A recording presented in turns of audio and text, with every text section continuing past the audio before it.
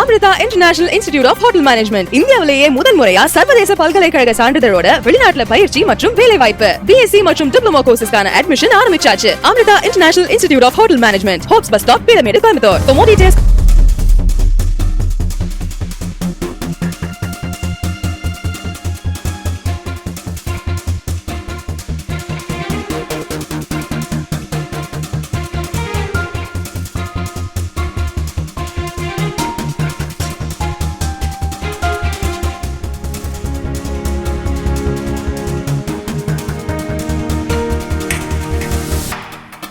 கோவையில் தன்னார்வ தொண்டு நிறுவனங்களின் சங்கம் சார்பில் முப்பெரும் விழா நடைபெற்றது.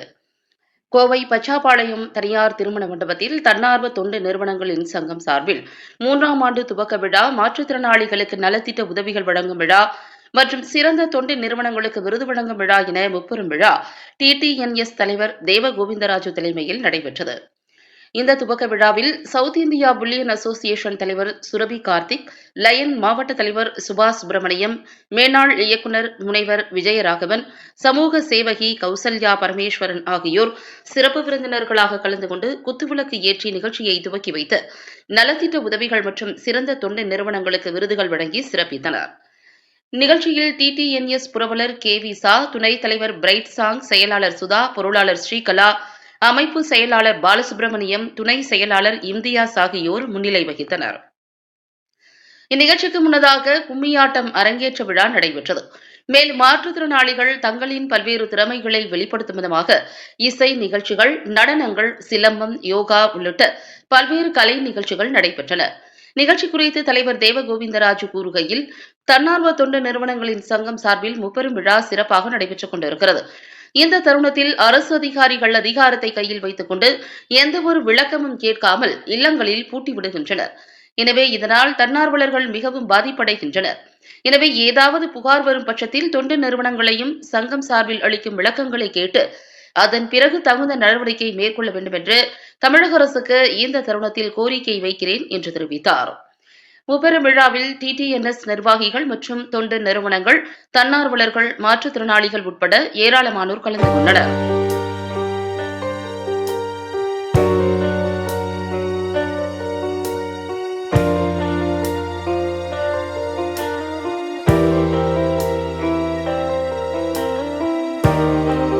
வணக்கம். தன்னார்வ தொண்டு நிறுவனங்களின் சங்கத்தினுடைய 3ஆம் ஆண்டு விழா, மாற்றுத்திறனாளிகளுக்கான உதவி வழங்கும் விழா மற்றும் சங்க உறுப்பினர்களுக்கு அங்கீகாரம் வழங்கும் விழா, சாதனையாளருக்கு சாதனை விருது வழங்கும் விழா இன்று நடைபெற்று கொண்டிருக்கிறது. இதில் கோவை மாவட்டத்தில் உள்ள 115க்கும் மேற்பட்ட தன்னார்வ தொண்டு நிறுவனங்கள், மறுவாழ்வு மையங்கள், இல்லங்கள் கலந்து கொண்டிருக்கிறார்கள். இந்த நிகழ்ச்சியின் வாயிலாக அரசுக்கும் மத்திய அரசுக்கும் ஒரு வேண்டுகோள் வைக்கிறோம். தன்னார்வ தொண்டு நிறுவனங்களின் முதியோர் இல்லங்களுக்கு மட்டும் இப்பொழுது ஒற்றைச்சாளர முறை எங்களது கோரிக்கை ஏற்று நடைபெற்று கொண்டிருக்கிறது.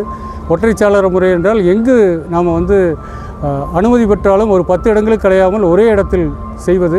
அந்த முறையை நமது மாற்றுத்திறனாளிகள் இல்லங்களுக்கும் மற்ற இல்லங்களுக்கும் அமுல்படுத்த வேண்டும். மற்ற தன்னார்வ தொண்டு நிறுவனங்களையும் நிறைய சிரமங்கள் இல்லாமல் ஒரே இடத்தில் நமது அனுமதியை தர வேண்டும் என்று கேட்டுக்கொள்கிறோம்.